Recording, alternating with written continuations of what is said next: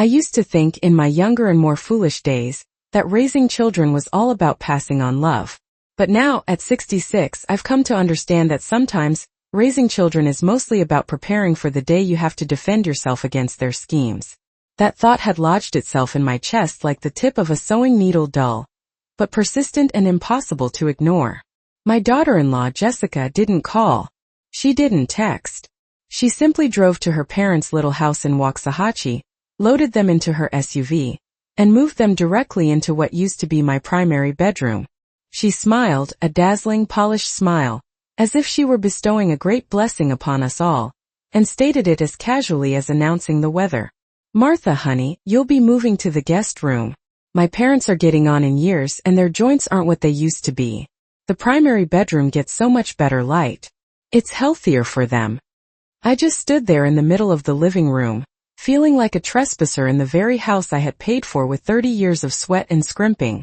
The afternoon Texas sun poured through the floor-to-ceiling windows, soft and golden, but it did nothing to thaw the iceberg forming in my chest. I looked at the bedroom that had been my sanctuary since my husband, Frank, passed. The door was flung open, the room already cluttered with unfamiliar floral suitcases and garish, mismatched sheets on my bed. My eyes then fell on my own furniture, what they deemed guest room furniture, piled in the corners of the hallway. Frank's favorite wicker reading chair was jammed against the wall, teetering as if it were about to collapse under the weight of a box of their junk. My heart didn't just sink, it plummeted. Piece by piece I felt like there was no room left for me in this house, neither physically nor emotionally. I didn't scream. I didn't cry. I knew better. Arguing with someone like Jessica was like wrestling with a greased pig. It was pointless and you just got dirty. As for Michael, my son, who followed his wife's lead in all things like a shadow, confronting him would only humiliate him, and that would be counterproductive to what I knew, in that instant, I had to do. That afternoon, while the four of them were napping soundly on the sofa, full from the welcome home brisket I'd been slow cooking all day, I quietly packed a small suitcase. They probably assumed I was just sulking, that I was heading to my sister Rose's place for a few days to cool off. They figured that once I'd had my little pity party, I'd creep back to resume my dual role as their unpaid nanny and emergency ATM. How laughable. My name is Martha Callahan. I am 66 years old and a retired small business owner. I spent my life teaching employees about structure, boundaries, and respect. Did they really think I was that easy to manipulate? They had vastly, dangerously underestimated me. The first business day after I walked out of that house, I called my lawyer. What they didn't know is that I had already started the process of selling it. Frank passed away from a sudden illness a few years ago. After that, it was just Michael and me for a while. I could have lived alone in peace and quiet in my own smaller, paid-off house in Dallas, but I chose to move into this bigger place in the Plano suburbs with them. I thought I could help out, watch my grandson Lucas during the day, cook real meals, and keep the house running. I was the one who kept that home afloat. The days were exhausting, but on the surface we kept the peace. Jessica and I could still exchange polite words, but I always knew the harmony was a fragile see-through illusion. Jessica was young, pretty, and her words were always coated in sugar. But every compliment she offered was laced with a subtle hint of what she stood to gain. She changed her purse with the seasons, today Michael Kors, tomorrow Coach. She went to the hair salon more often than the grocery store, and most of the household expenses came from my retirement savings and Michael's paycheck. Jessica always acted respectful toward me, but the flicker of disdain in her eyes, barely there but sharp as a pin, was a constant poke in my gut. At dinner she'd smile and say, "Martha, the pot roast is a little salty. We're all about low sodium, low fat now. It's healthier, you know." Seconds later, she'd grab her phone and order Lucas a greasy bucket of fried chicken and fries from DoorDash. Sometimes she'd pick up my reading glasses from the arm of the sofa, twirling them in her perfectly manicured fingers as if they were a fossil from another era, and laugh. "Oh my God, these are so dated. I'll take you to get something more modern one of these days." But, of course, that promise vanished as soon as it was made. I swallowed it all. I told myself to keep the peace. Michael was caught in the middle, and I didn't want to make things harder for him. And besides, this 3-bedroom house we were living in, we bought it with the savings Frank and I had scraped together for decades. The title, the deed, it's in one name and one name only. Martha Callahan. When Michael got married, I understood their financial situation was tight. So when they asked to move in, I agreed. The house was big enough, and I thought 3 generations living under one roof could be a blessing. We could help each other, share meals, and take care of Lucas together. I never charged them a single penny for rent. Most of the time, I even covered the utility bills and property taxes with my retirement funds. I truly believed that all of this, my giving, my sacrifices, would earn me their gratitude, their respect. About a month ago, Jessica began talking about her parents in the most casual, almost offhand way. "Martha," she said one night, swirling her spoon in her soup, "my parents' house is just falling apart. It's freezing in the winter and as damp as a swamp in the summer." She didn't even look up as she added, "And my dad has rheumatism, poor thing. The dampness makes it so much worse. And the doctors out there, don't even get me started." Then came the line, soft as cotton but with the weight of an anvil. I was thinking, maybe they could come stay with us for a while. A change of scenery might do them some good. She said it like she was considering getting new curtains for the living room. A tightness seized my chest. This house only has 3 bedrooms. Michael and I each have one and Lucas has his. Where in the world did she plan on putting 2 more people? Different routines, clashing habits, 3 generations under one roof was already a delicate dance. Adding 2 more adults with their own needs and rhythms? We would be tripping over each other from sunup to sundown. I tried to tread carefully. "Jessica, I understand your concern for your parents. I really do. But we're already pretty tight on space here. Where would they sleep? They're used to a different lifestyle and Lucas can be noisy. It might actually be harder for them here." She smiled, a tight little smirk, and dropped her eyes to her plate, chewing as if I hadn't said a word. I thought foolishly that perhaps she had dropped the idea. And then that day arrived. I had just finished my book club meeting at the library and stopped by the store for ingredients, intending to make a decent dinner for once. I opened the front door and froze. Piled in the entryway were massive, worn-out travel bags. From the living room came voices, loud and unfamiliar laughter filling the space with a presence that wasn't mine. I slipped off my shoes and walked in. There, sprawled comfortably on my sofa, were 2 older strangers, sizing up the room as if they were shopping for it. The man had graying hair and weathered skin. The woman wore a faded floral dress and a look of cautious curiosity. It was them, Jessica's parents. I had only met them once briefly at the wedding. Jessica swept out of the primary bedroom the moment she heard the door open.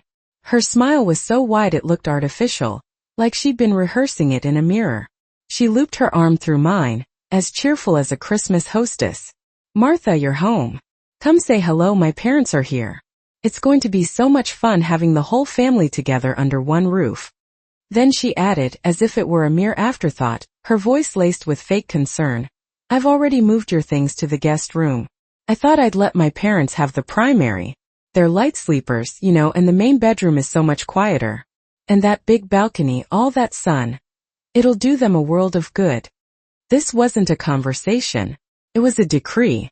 I didn't even look at her. My eyes drifted past her to the now partially closed primary bedroom door. I saw the edge of my old dresser, one I'd used for over a decade, now cluttered with unfamiliar knickknacks and pill bottles. The houseplants I had lovingly cultivated for 5 years were shoved into a corner. In their place stood a tacky, lifeless plastic potted monstrosity. My old books, the family photo albums, the keepsakes Frank left behind. All unceremoniously dumped in the small guest room, like junk to be thrown in the attic, out of sight and out of mind. The space reeked of displacement. Everything I held dear had been reduced to clutter. Discarded, replaced, forgotten.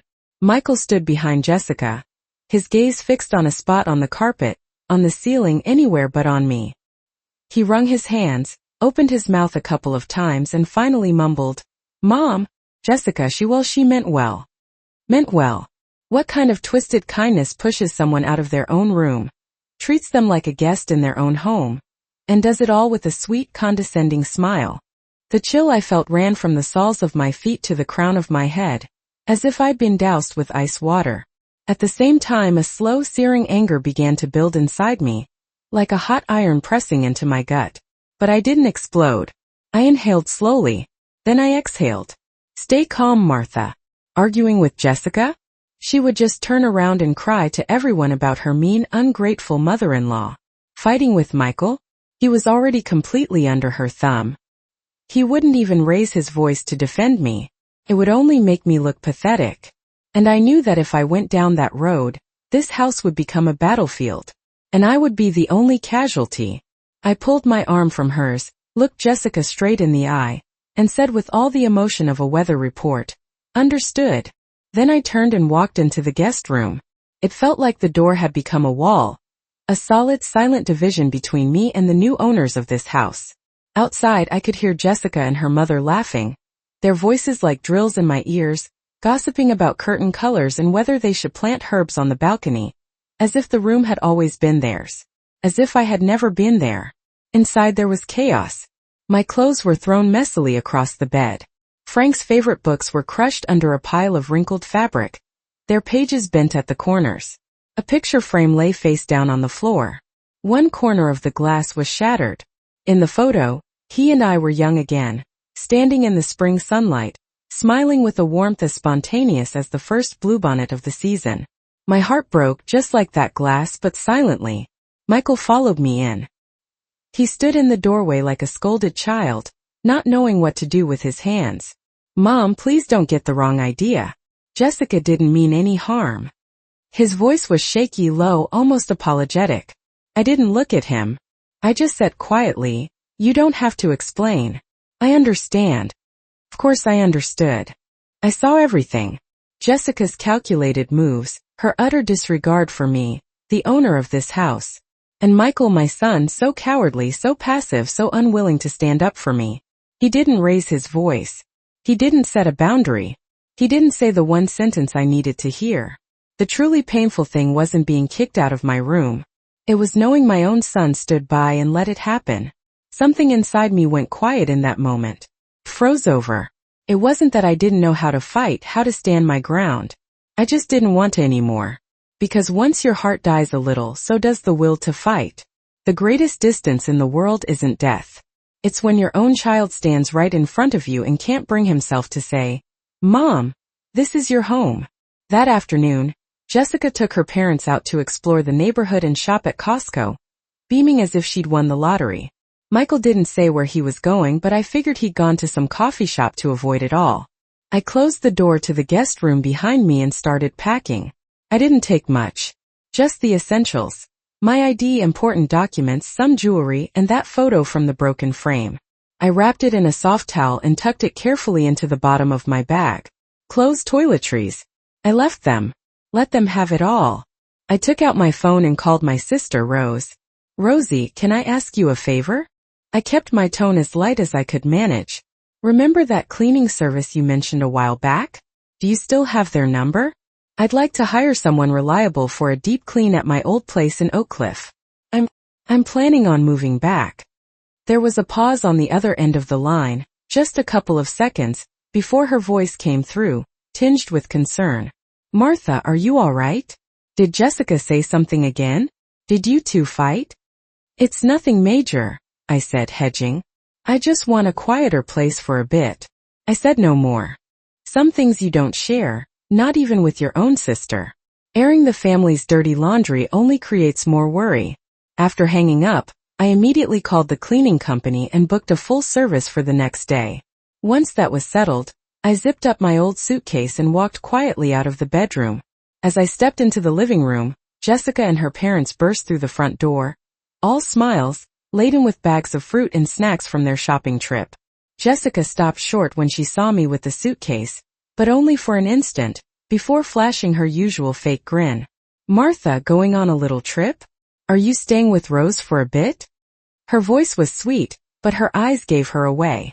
There was a glimmer of triumph, the kind of smug satisfaction that said, "See?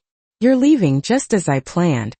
She thought I was sulking, that I needed a few days to cool off. And once I did, I'd sneak back, tail between my legs, ready to serve again. A misunderstanding, a few phony apologies, and everything would be back to the way it was. Me back in my corner, quiet and obedient. What a joke. I didn't even bother to look at her. I turned to the entryway and started changing my shoes. "Mom? Are you really leaving?" Michael's voice startled me. I hadn't even seen him come in. He rushed toward me, panic flashing across his face, a hand half extended. But Jessica shot him a subtle look, a silent warning. And just like that he froze paralyzed. His eyes darted back and forth between us like a man torn in two. In Jessica's gaze I saw only contempt and certainty. Where do you think you'll go? You have no money, no support. You'll come crawling back, and when you do we'll decide what's left for you. I almost laughed. People like her never stop pushing. You give an inch and they take a whole mile, until you're at the edge of a cliff with nowhere left to stand. There's no point in arguing with people like that. Logic won't change them. Only reality will. I didn't answer anyone. I didn't respond to her false concern. I opened the door and walked out, leaving just one sentence behind. I'm going home. Y'all can handle everything from here. And with that I was gone. The door clicked shut behind me, sealing in Jessica's brittle smile and Michael's useless panic. Downstairs the taxi was already waiting. I slid into the back seat and watched the streetlights of the suburbs blur as we pulled away. I didn't feel sad, not even close. What I felt was something strange and light, as if I had finally been freed from a burden I had been carrying for far too long. When your heart has been numb for a long time, there's nothing left to break. There comes a point in life when pain no longer brings tears, only quiet and clarity. This wasn't an escape. It was an awakening. The house I was returning to was in an old neighborhood in Oak Cliff. It had been a rental we bought ages ago, and I later bought the deed outright. It wasn't large, 2 bedrooms and 1 bath, but the location was good. The neighborhood was quiet, the neighbors were familiar faces, and most importantly it was mine. Entirely mine. Sure, no one had lived there for years. The dust was thick, the air stale with a musty dampness. As soon as I opened the door, the smell of old paper and closed-up windows hit me like a wall. But I didn't mind. It was still the only place I wanted to be. The next day the cleaning crew arrived on time. They spent the entire afternoon scrubbing every surface, wiping down every corner, and even vacuuming the dust from the windowsills until everything gleamed. I threw open every window in the house, letting in the sunlight and fresh air, chasing away the years of mildew and shadows. The familiar furniture was still there, waiting quietly in its old spots. The styles were dated, the edges worn, but every scratch and dent held a memory of me and Frank. This was my real home, a place that belonged to me, and no one could ever kick me out of it. No Jessica with her saccharine smiles. No meddling in-laws acting like they owned the place. No suffocating manipulation disguised as family care. I started putting the room back together piece by piece. I placed the photo of Frank on the nightstand right where it used to be. The orchid they had discarded, I carefully moved to the sunniest corner of the small patio. And just like that, my life started to feel like my own again. I signed up for a pottery class at the local community center, something I'd wanted to do for years. I met up with retired friends, morning walks around White Rock Lake, coffee dates, conversations about everything and nothing. The air felt fresher. Laughter felt genuine. Even walking felt easier. At night, I'd make myself a cup of chamomile tea, put on an old movie, or read a few pages from a novel I'd never finished. When I got tired, I'd go to bed early and sleep through the night. The insomnia that had plagued me for years. It vanished. So did the oppressive ache that used to sit on my chest like a stone. During the first few days, Michael called several times. His voice had the same nervous energy of a schoolboy testing his teacher's patience. "Mom? Are you doing okay over there? When do you think you might come back for a visit?" My reply was quiet but firm as a rock. "I'm fine, Michael. This is my home now." He'd push gently. "But, Jessica and I are worried." "Are you?" I'd say. "Because I'm not." Once, twice, 3 times. Eventually Michael started to understand. Or maybe Jessica gave him that look. The calls tapered off. Then they became infrequent. Eventually, all that was left were the obligatory holiday texts. "Happy Thanksgiving, Mom." Or the occasional dry, "How's your health?" I didn't mind.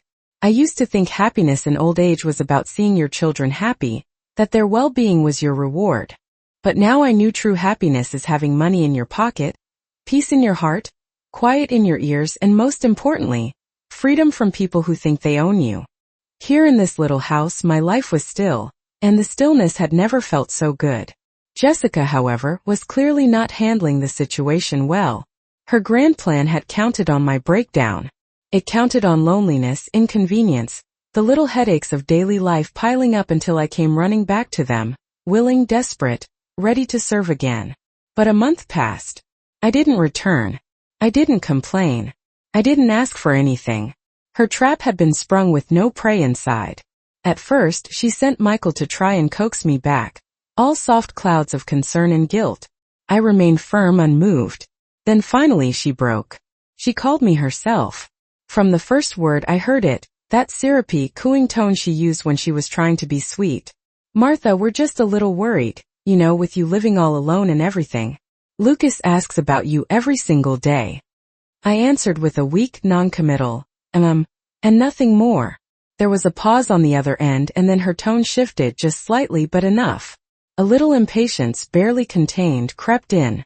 Martha, since my parents moved in, the expenses have just shot up. When you were here, you at least helped out.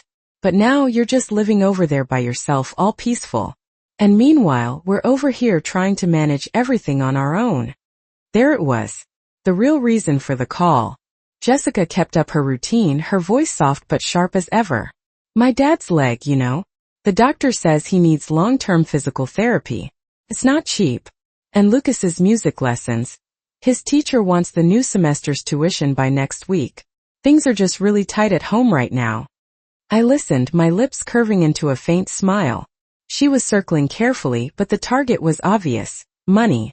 My voice came out serene. Really? Then I guess it's time for you two to sit down and work out a proper budget. Silence. Jessica clearly didn't expect that response. She choked on her next words, her tone hardening. No, Martha. You have a good retirement fund, right? Maybe just for now you could help us out a little. We're family after all. We should look out for each other. Family.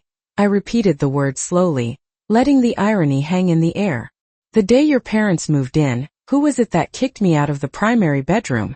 Who stuffed my things into a storage room and said with a smile, "The primary bedroom is better for the elderly?" Funny how no one mentioned we're family then. I wasn't going to dance around it anymore.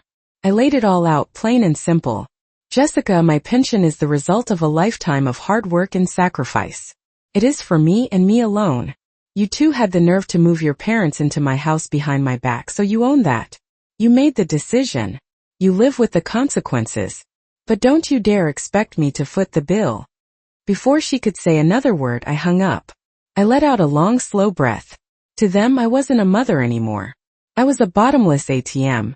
Always accessible, always gracious. Always expected to dispense cash with a smile. Well, this machine was officially out of service for everyone but me. And when sweet words failed, Jessica did what she did best. She changed tactics. She started pulling strings behind the scenes. A few days later, I received a string of phone calls, one after another, all from so-called relatives. First came Michael's aunt, all sanctimonious and dramatic the moment I answered. "Martha, what in the world has gotten into you? I heard you just stormed out. What do you think you're doing, living all alone at your age? Michael and Jessica are doing their best. You're the mother. You should be more tolerant. Don't stoop to arguing with your daughter-in-law." Then came my niece Anna, her tone softer, more cautious. "Aunt Martha, Michael told me what happened. Jessica might have made some mistakes, but don't take it so hard, okay? Your family just talked things out. We're just worried about you living by yourself." Nice words, but the message was the same. I was being difficult, petty, maybe even selfish. At first, I felt a familiar tight knot in my chest. Then I started to laugh quietly and bitterly. They had all been fed Jessica's version of the story. Not one of them had asked what had actually happened. They didn't want the truth. They just wanted the mother to do what mothers are expected to do. Swallow her pride, let it go, and come crawling back. I didn't bother arguing. To the ones who seemed genuinely concerned, I simply said, "Thank you for asking.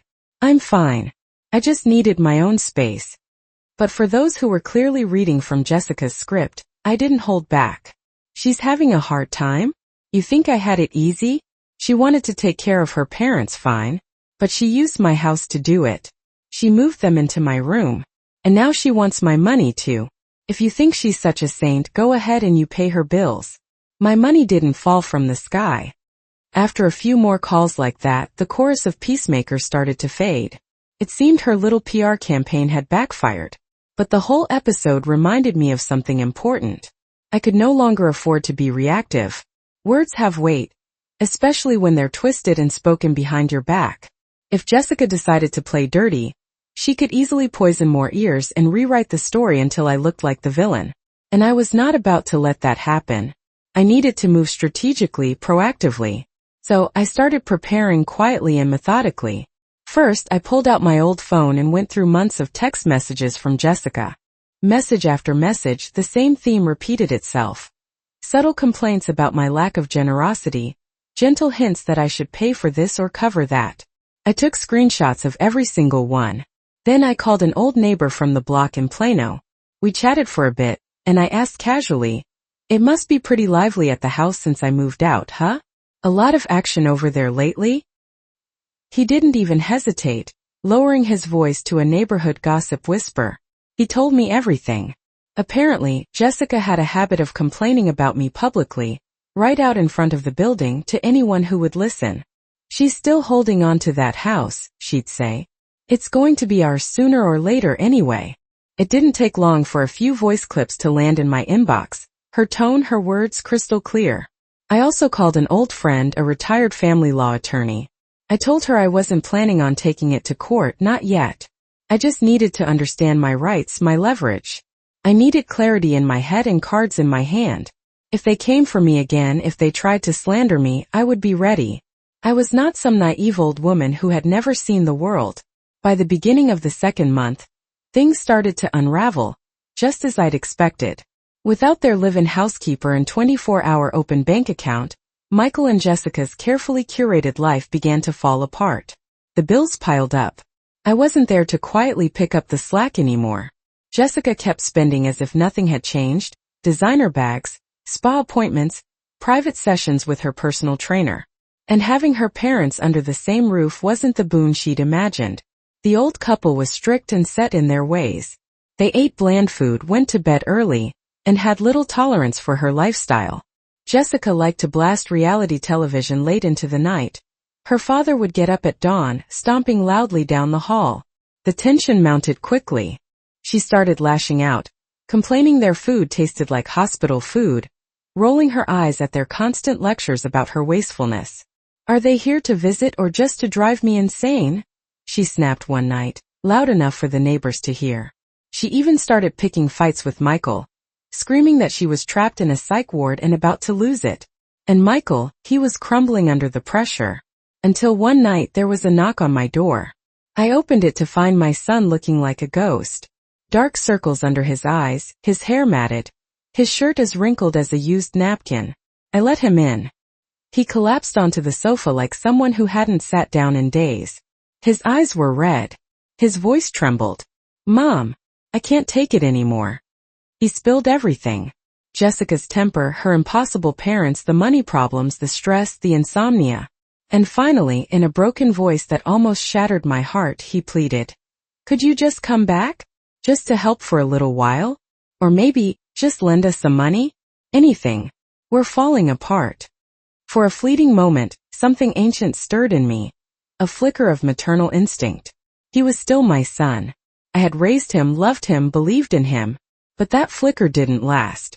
It was snuffed out by a deeper, colder pain, disappointment. I poured him a glass of water and waited for him to drink it. Then I spoke, my voice low but firm. "Michael, this is the life you chose. When your wife moved her parents into my house without asking, when she pushed me into the guest room as if I didn't matter, if you had said one word, just one single word to stop it, this wouldn't be happening now. You chose silence. You chose to give in. So now you can choose what to do with the consequences." I paused, letting my eyes rest on his frozen expression. Then I added slowly but surely, "As for the money, don't ever ask me again. Go home and tell your wife this. My money is for me and me alone. Don't expect another dime. Not ever." Michael's lips trembled as if he wanted to argue, to plead, maybe to protest, but the words wouldn't come. He just sat there, head bowed like a man who'd lost everything on a bad bet. I knew my words cut deep, But some things have to be said, sharp, clear, and without apology. Compassion in the wrong hands is a disease, especially when it's given to people who see you as a bottomless well, who only come around when they need something. The more you give, the more they take, until there's nothing left of you but dust. Michael needed to wake up. I closed the door behind him and stood there for a while, my back against the wood, letting out a long, slow breath. Yes, my chest felt heavy, but beneath that weight was something else, something firm, something fierce. Clarity. Resolve. For the first time in a long time, I knew exactly what I had to do. Not for them. For me. I picked up the phone and dialed a number I knew by heart. Hello, Tom. It's Martha. About what we discussed last time. I've made up my mind. I want to move forward with revising the will. There was a pause on the other end. Are you sure, Martha? I know you've been on the fence. Michael is your only son after all. My answer was swift, clear, unwavering. I've made my decision. There are some people and some mistakes that are not worth waiting for. Tom didn't argue. He walked me through the legal steps of amending my will, the documents I needed, the wording that would make it ironclad. After I hung up, I sat on my couch in the quiet light of my little house and stared around the room. Everything was simple, but it was mine. And what I owned was not nothing. 2 houses. This modest but well-located one in Oak Cliff, worth over $300,000, and the larger property in Plano with a market value close to $750,000. Add to that nearly $100,000 in savings plus annuities and investment accounts, the life savings of my late husband and me. To leave them all of this, I could already imagine how they would squander it. New cars, designer bags, a lifestyle that always needed more. I could even picture them turning on each other, fighting over the money. And me? After they inherited everything, they probably wouldn't even bother to buy a headstone. I would not let that happen. The next morning I called Tom again.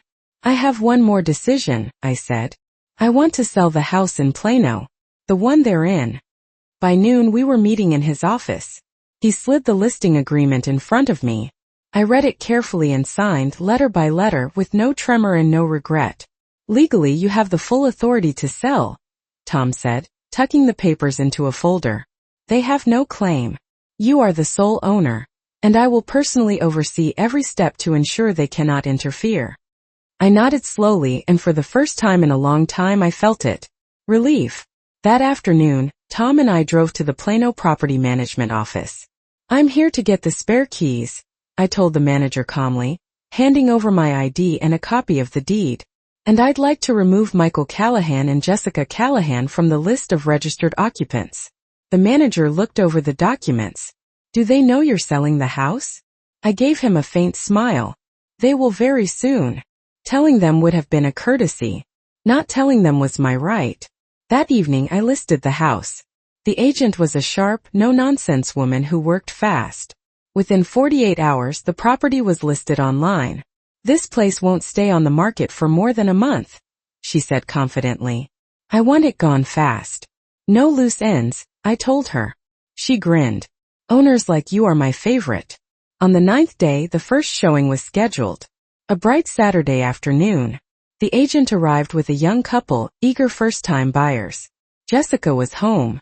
At first she just hovered in the hallway, watching with narrowed eyes. She probably assumed they were friends of the neighbors. Until the agent raised her voice in the kitchen. This property is in a prime location, owned outright, and the seller is motivated.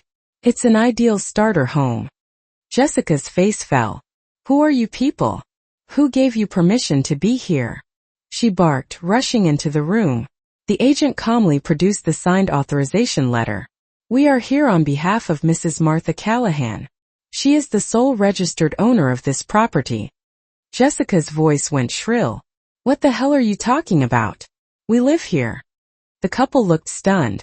But the agent was a pro. Everything is fine. The title is clean. This is a standard showing. Jessica's face shifted through a storm of colors. She whipped out her phone, furiously dialing Michael. Meanwhile, curious neighbors began to peer out from their balconies. The rumors were being confirmed. Is Martha really selling the house? The next afternoon, the call came from Michael, his voice tight with panic. Mom, are you seriously selling the house? There is no misunderstanding, I replied, my voice light as air. But we're still living here. You can't just... What about Lucas? Your grandson? You said it yourselves, it was temporary, I said calmly. You can stay until closing. You should start looking for a place. In the third week the agent called. Martha, we have a solid offer. Full asking cash buyer ready to close fast. Do you want to take it? Yes, I said without a moment's hesitation. The day the buyer came to sign, Jessica finally lost it. She was waiting at the neighborhood entrance, blocking the agent and the young couple, tears streaming down her cheeks. We've lived here for so long. How could you sell the house from under us? She even called the police, screaming about a malicious eviction. The officers showed up, checked the deed and gave a dry response. Ma'am, this is private property. The registered owner has the legal right to sell. You will have to vacate. That's when her face finally crumbled. I didn't show up. I had Tom deliver the official notice. This property has been sold. All non-titled occupants are required to vacate within 2 weeks. Failure to do so will result in legal action. This wasn't revenge. It was a consequence. They had pushed me out of my room and into a corner. I was simply showing them the door. A week before closing they showed up at my house. Michael looked haggard. Jessica hid behind huge sunglasses. Mom, can we talk? I stood in the doorway, a boundary I wouldn't let them cross. Jessica took off her sunglasses, her voice tight. Martha, we really have nowhere to go. We were wrong, okay? Just think about Lucas. He's used to this house. Maybe months ago that would have worked. Not anymore. You're both adults, I said serenely. Don't tell me you can't find a rental. This isn't about Lucas needing a home. This is about you not wanting to face the consequences. Her performance started to crack. So you're really going to be this heartless? She hissed. I looked her straight in the eye. Heartless? Was it heartless when you moved your parents into my house and shoved me into the guest room without a word? She just turned silently to Michael. He swallowed hard. Mom, you used to say you just wanted us to be happy. I did, I nodded. But what you're looking for isn't a mother. It's a backup plan, a housekeeper, and an emergency fund. And I'm done playing those parts. I handed him a sealed envelope. This is from Tom. The sale is finalized. You have 5 days to vacate. Jessica's mask fell completely. You're so cruel, she shrieked. You just wait. When you're old and sick and all alone, we'll see who's there for you then. I looked at her, calm and serene. I'd rather grow old alone than in a house full of family who treat me like an ATM until there's nothing left. Don't worry, I won't need you. I've already made all my retirement plans. She just turned and slammed her car door. The engine roared, tires screeching like an angry child throwing a tantrum. Michael got in the passenger seat. He didn't look back. The neighborhood group chat lit up on moving day. Jessica is outside yelling at the movers. One neighbor sent me a video. There she was stomping on the curb screaming about her skincare boxes. Michael sat hunched against the wall, defeated, surrounded by boxes. Lucas stood silently, holding their small dog. As for Jessica's parents, they were huddled in the hallway, trying to tape up some old chairs.